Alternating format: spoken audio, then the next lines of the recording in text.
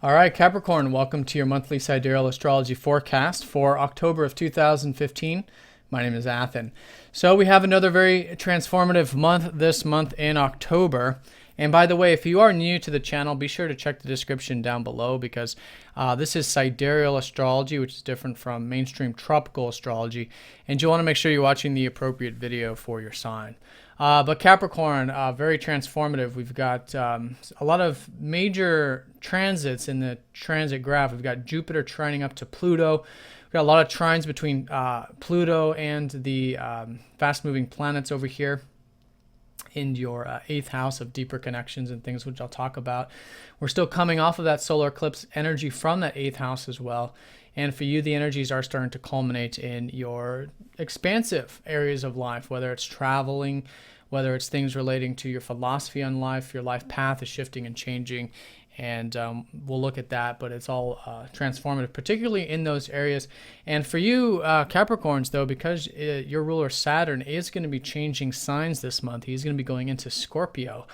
Quite the shift of mood. Saturn was exalted, actually, in Libra for the past couple of years, up until the beginning of this year, the tail end of last year, when Saturn went into Scorpio, but then he went retrograde, went back into Libra, and now he's back into Scorpio where he's here to stay. So for the next 2 years, it is for you, Capricorns, about the deeper elements of life in general, but mostly about the community stuff or group stuff. This is where a lot of you will be starting to take seriously things like networking, connecting to friends, joining groups, organizations, starting groups and organizations, things like that, which is always something that is it has to be meaningful, it has to be profound, it has to be real, and that's just the nature of Scorpio in that 11th house of yours. So that's the kind of energy that's starting to shift. Your ruler changing signs doesn't happen very often, but when it does, it's usually quite significant, and it's not going to be like a sudden day you'll notice the shift. It's throughout the month and even the next coming months, depending on what your ascendants are and things like that, where you'll feel this. But certainly this month with Saturn going into Scorpio, there is that energy of more of the 11th house matters unfolding for you. So let's go and look at this. Let's split up the month into two halves because that's kind of how the transits look. The first half, the second half. So starting with the first half, Saturn does sextile up to that north node in that ninth house. So like I was saying, there's a lot of focus and there's a lot of thinking perhaps about overseas matters, long distance matters, your philosophy, your life path, where you headed, where you're going. All of that has been and will continue up until the ninth to be reflective with Mercury retrograde. But it's supportive. Saturn is forming nice aspects up to this area of the chart. And so this is all about constructively patience. You should have the patience to continue with these plans and things like that, or with these visions for the future, which can be very constructive this first half. So I'd certainly be open to that, working on that. In that slow and steady pace, which is, of course, your nature as Capricorn. So that's that sextile up to the north node. Then Mercury does go station direct on the ninth. And so all of the stuff that you should be reflecting on about, overseas things or philosophy, etc., will then start to become implemented and applied once Mercury goes direct. And then Mercury does conjoin up to the north node, which is a reminder that this whole past 2 years has been about you understanding more about philosophy and spirituality and opening those horizons and tapping into your adventurous spirit. So all that stuff that you learned during these past few weeks of a Mercury retrograde will really start to shift and transform your life path so that you can learn, through what you learn, you can apply more of that energy towards those ninth house matters for you. Now, Mercury does, of course, also rule your sixth house. So anytime Mercury does go retrograde, for you, it is usually a reworking and rethinking about the routine, the health, the diet, the daily activities, even the work life. So continue to reflect on that this first week of the month. And if you are noticing like the routine stuff just kind of being on the back burner, you're just remodifying it, then after Mercury goes station direct, you can start to apply, and you'll notice a lot of that daily activity energy and the flow there starting to move forward for you, especially in the arena of your ideals, your visions, and the future, which is, of course, that ninth house. So that's the early part. And also from the 5th to the 8th, Mars is going to be opposing up to Neptune. So there is this importance of balancing all these new beginnings relating to the deeper aspects of yourself. The solar eclipse was activating the part of your chart where it's about openness, vulnerability, with yourself, with others, that truthfulness, seeing the truth about life, and being open to the ebb and flows of life, the beginning and endings and things like that. So all of that is very positive for you. Like I said, Pluto's trining up to these aspects.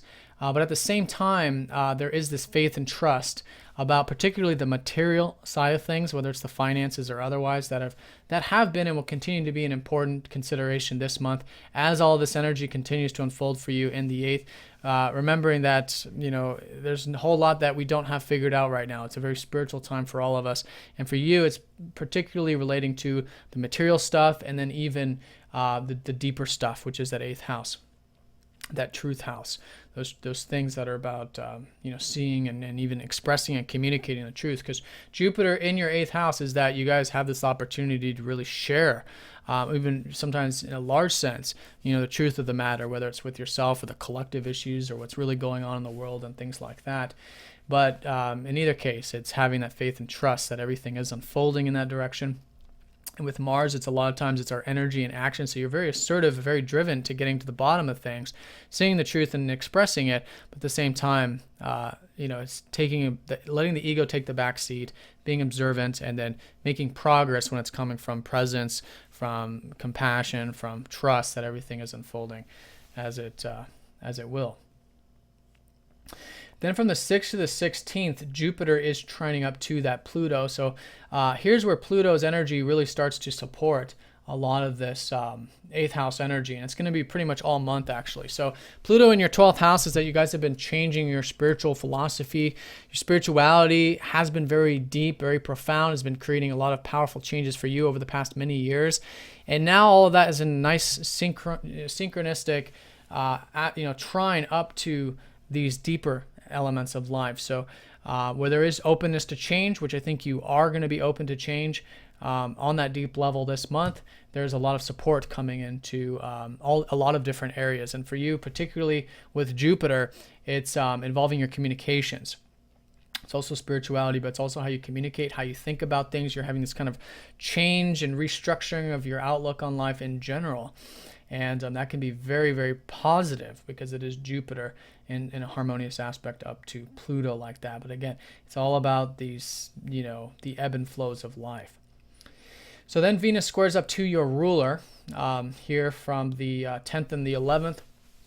So with this, usually when it's the ruler being squared by Venus, this is just bringing extra attention to the career stuff, maybe having to work and put extra attention and effort into the career-related things of your life and how you're expressing yourself, being patient with that and pragmatic with those kinds of things. And you can find all that very constructive. So patient energy this month for everybody, but because it's your ruler, it's it's always patience. You guys are just like that, but it's more so about extra attention to enjoying yourself, expressing yourself, and taking care of the work stuff and the career stuff that needs that extra conscious attention this month. So then let's go ahead and shift gears to the second half of the month, or around the second half. On the 12th, we've got the new moon in Virgo. So here's where we start to see these new beginnings relating to your 9th house. So now there's some new things. Again, it could be travel. It could be a new philosophy, a new outlook on life, connecting to people abroad. Anything that is essentially the adventurous spirits of life starting to unfold for you from the 12th onward. And again, it's subtle during the 12th, and then as the month unfolds, it starts to pick up steam and momentum. Now, it is a challenging new moon in the sense that it is forming a T-square actually between that Uranus and Pluto square, which has been going on for many years. So here with this, it's just necessary, again, to bring extra conscious attention. Make sure you're taking care of the stuff on that practical daily area while there is a lot shaping up in the more ideal right brain or travel area of your life. And when you find that harmony there, then that can be very constructive. Also harmony to make sure you are getting that alone time, that spiritual time. It's going to be very important for all of us, but this would be strongly highlighted by Pluto in that 12th to make sure that while there is perhaps a lot of things shaping up in the adventurous side, to make sure that you are connecting to that rest and relaxation and trust and faith in the whole process, which I think, again, is very supportive in your chart this month, but could need that extra attention to implement into mostly the expanding areas, whether it's the philosophy or travel.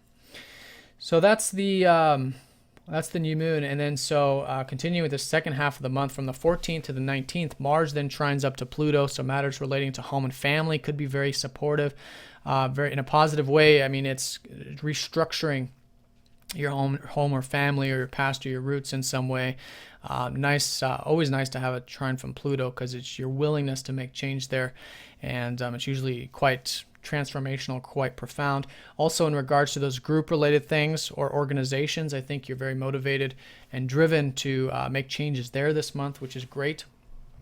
And Mars conjoining up to Jupiter means there can be new things in those areas, maybe new things, maybe a new group, maybe a new home. Some of you might be renovating or changing locations or something like that this month. This only happens once every 2.5 years.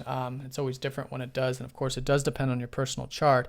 But in either case, a conjunction with any planet in Jupiter does usually tend to create new opportunities in some form or another. Now, from the 16th to the 17th, we've got Venus opposing up to that Neptune. So again, the same mantra about the material and non-material and finding the balance between those two areas of your life will be very important, especially again when it comes to that self-expression and career stuff. This later part of the month, or middle part of the month rather. Then let's go and shift gears to the later part. From the 23rd to the 25th, Venus does trine up to Pluto. And so this energy here is, again, very constructive, but in this sense now for the career stuff with the self-expression, fun, joy, all of that, starting to pick up at the end of the month, especially when Venus conjoins up to that Jupiter on the 25th, then you should be feeling quite optimistic about the career stuff and the self-expression. Again, depending on your personal chart, but that's certainly highlighted there with this sort of conjunction.